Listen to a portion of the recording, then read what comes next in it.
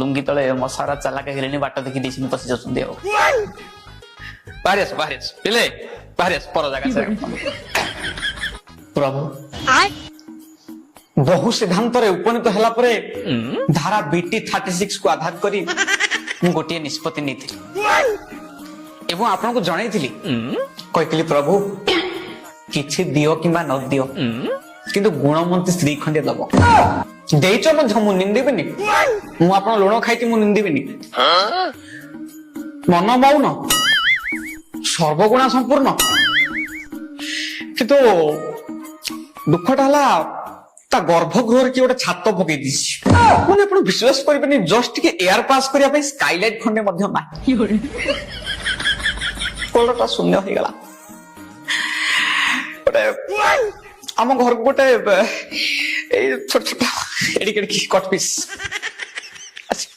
ସେଟା ଦୁଃଖ ଲାଗିଲା ଆଉ କିଛି ନାହିଁ ଇଏ ଆଖି ଉଦା ହେଇଯାଉଛି ଉଚ୍ଚସ୍ରବା ଟିକେ ଆଇଲ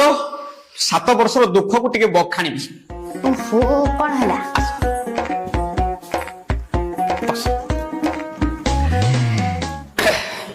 ବୁଝିଲ ଉଚ୍ଚସ୍ରବା ଆମ ବାହାଘରକୁ ଗଣି ଗଣିକିରି 7 ବର୍ଷ ହେଇଗଲା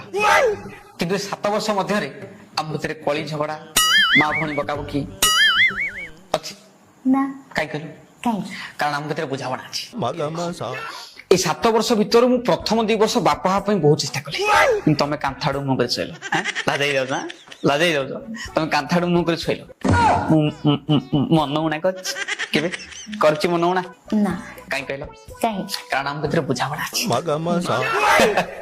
ବାହାଘର ପୂର୍ବରୁ ସମସ୍ତେ ମତେ କହୁଥିଲେ କି ତମେ କୁଆଡେ ମଦୁଆଟେ ମିଥ୍ୟା ମିଥ୍ୟା ମିଥ୍ୟା ପ୍ରକୃତରେ ତମେ ହଉଛ ଜଣେ ସଚ୍ଚୋଟ ଘୋଡା ମଦୁଆ ଏ କଥା ଜାଣିଲା ପରେ ବି ମୁଁ କେବେ ତମକୁ ମା ଭଉଣୀ ଜେଜ 7 ବର୍ଷ ହେଇଗଲା ଲଗେଇକି କେବେ କିଛି କହିଛି ନାଇଁ କାହିଁକି କହିଲ କାହିଁକି କାହିଁକି ନା ଆମ ଭିତରେ ବୁଝାମଣା ଅଛି ସେଟା ରହିଛି ଗୋଟେ ମୋ ସାଙ୍ଗମାନେ କହୁଥିଲେ ଯେ ତମେ କୁଆଡେ ପର ଝିଅ ବୋଉଙ୍କୁ ଆଖି ଉଠେଇକି ଅନା ନା ପର ଜିନିଷ ମୁଁ ନା ପ୍ରକୃତରେ ତମେ ଖାଲି ତଳେଇକି ଅନା ଧରା ପଡିବନି ବୁଝିପାରିଲ ତମକୁ କେହି ଦେଖିବେନି ନାଇଁ ସେ ଗୋଟେ ଭିତରେ କଳା ରହିଛି ତ କଳାଟାକୁ ମାଜିଦବା ଆଉ ଏସବୁ ଜାଣିଲା ପରେ ବି ମୁଁ କେବେ କିଛି ତମକୁ କହିଛି ନାଇଁ କାହିଁକି କହିଲ